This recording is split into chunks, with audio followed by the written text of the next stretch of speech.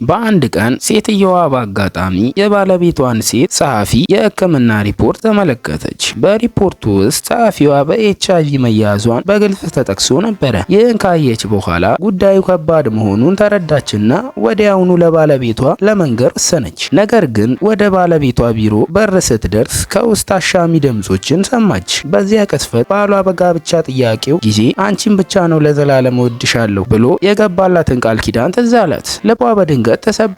ስሜቷን በግድ ተቆጣጥራ በሩን ከፈተች። ወዲያውኑ ጸሐፊዋ በፍጥነት ከጠረጴዛው ስር ተደበቀች። ባልየውም እንደምንም ነገር እንዳልተፈጠረ ለመታየት ሞከረ። ነገር ግን በአንገቱ ላይ የነበረው የሊፕስቲክ ምልክት እውነቱን እየገለጸ ነበረ። ሴትየዋ በዚያ ቦታ ግጭት ለመፍጠር አልፈለገችም። በእርጋታ ዛሬ 5ኛ የጋብቻችን ዓመት ነው፣ ቶሎ ወደ ቤት እንድትመጣ እፈልጋለሁ ብላ መልእክቷን አስተላለፈች። ዞር ብላ ወጣች። ከጥቂት ጊዜ በኋላ ግን ጸሐፊዋ ሆን ብላ ልታዋርዳት መጣች።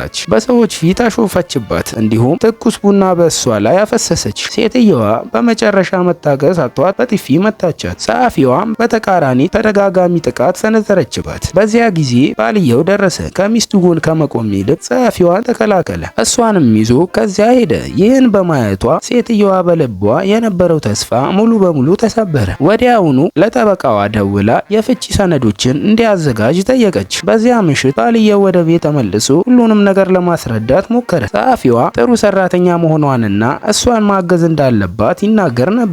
ነገር ግን ንግግሩ ሳይጠናቀቅ ጸሐፊዋ እያለቀሰች ደወለች። አደንዛዥ እጽ እንደተሰጣትና አንድ ሰው ሊጎዳት እንደሞከረ ተናገረች። ባልየዋ ወዲያውኑ ሊሄድ ተነሳ። ሚስቱ ግን መጀመሪያ ከፊቱ ያስቀመጠችለት ሰነድ እንዲፈርም ጠየቀችው። እሱም ሳያነበው ተራ የወረቀት ስራ መስሎት ፈረመ።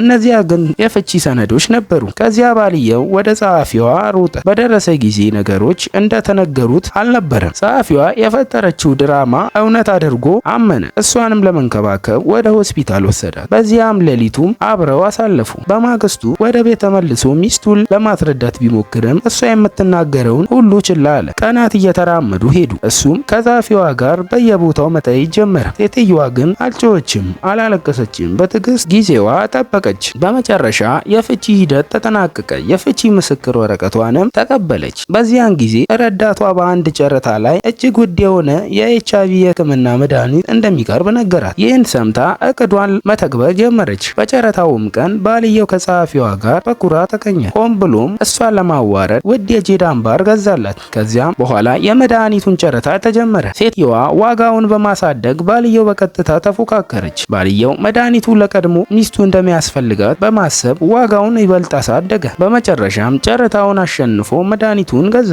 ነገር ግን በቁጣ ተነስቶ መድኃኒቱን በሰው ፊት ሰበረው። በዚያ ቅስፈት ሴትየዋ በእርጋታ አንድ ጥያቄ ጠየቀችው። በእርግጥ ይህን መድኃኒት የሚያስፈልገው ማን እንደሆነ አንድ ጊዜ በደንብ አስበህ ታውቃለህ? ይህን ቃል እንደሰማ ባልየው በድንጋጤ ቀዘቀዘ። ሁሉም የሚያምነው እውነት ሊገለጥ መሆኑን ተረዳ።